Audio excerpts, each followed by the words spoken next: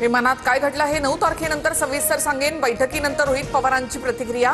कुटुंबात सध्या कोणतीही राजकीय चर्चा नाही। विलीनीकरणावरील प्रश्नावर रोहित पवारांकडून स्पष्ट। पुण्यातील मुंडवा जमीन व्यवहार प्रकरणामध्ये पार्थ पवारांना क्लीन चिट नाही, सूत्रांची माहिती। खर्गे समितीचा अहवाल अद्याप तयार नाही, 8 दिवसात अहवाल येईल, बावनकुळेंची माहिती। अजित पवारांच्या स्मारकासंदर्भात पवार कुटुंबियांच्या भेटीगाठी। विद्याप्रतिष्ठानमध्ये झालेल्या चर्चेनंतर शरद पवार सुनेत्रा पवारांच्या सहयोग निवासस्थानी रोहित पवार देखील उपस्थित। अजित पवारांच्या निधनानंतर उपमुख्यमंत्री सुनेत्रा पवार सक्रिय। राष्ट्रवादीच्या आजी माजी आमदारांना फोन करत जिल्हा परिषद पंचायत समिती निवडणुकीचा आढावा। पुण्यातील काही उमेदवारांसोबतही चर्चा। शपथविधी 15 दिवसांनी घेतला असता तर काय बिघडलं असतं? सुनेत्रा पवारांच्या शपथविधीवर शेतकरी कामगार पक्षाच्या जयंत पाटलांची टीका।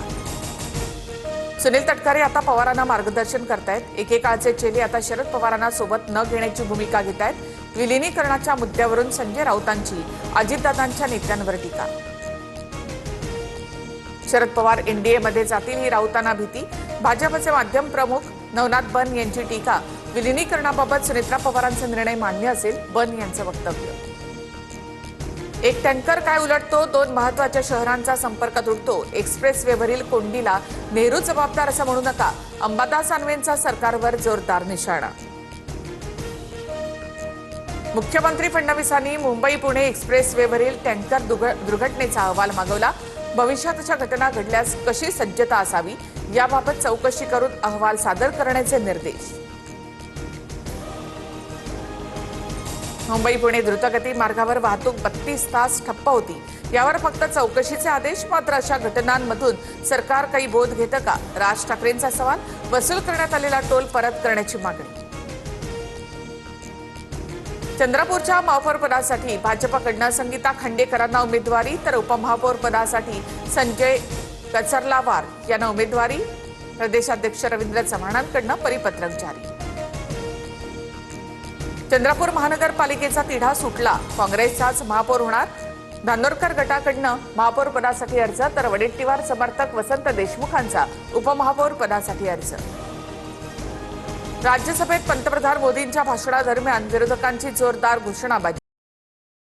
गोंधळानंतर विरोधकांचा सभात्याग, तर वयोमानानुसार खरगे खाली बसूनही घोषणा देऊ शकतात, मोदींचा दावा।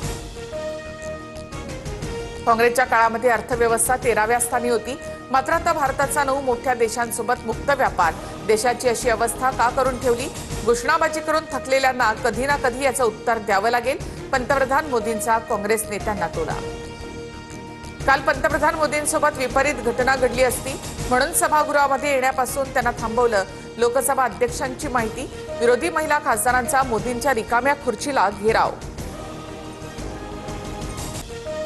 आमच्या हातात काचेच्या बांगड्या होत्या, कोणतं हत्यार नाही। बॅनरमध्ये घाबरण्यासारखं काय होतं? पंतप्रधान मोदींच्या खुर्चीला घेराव घातल्याच्या प्रश्नावर वर्षा गायकवाडांचं स्पष्टीकरण। बार्कच्या रेटिंगमध्ये TV9 मराठी अव्वल स्थानी। महाराष्ट्राच्या प्रेक्षकांची फक्त TV9 मराठीलाच पसंती। बातम्यांच्या जगात TV9 मराठीच नंबर 1।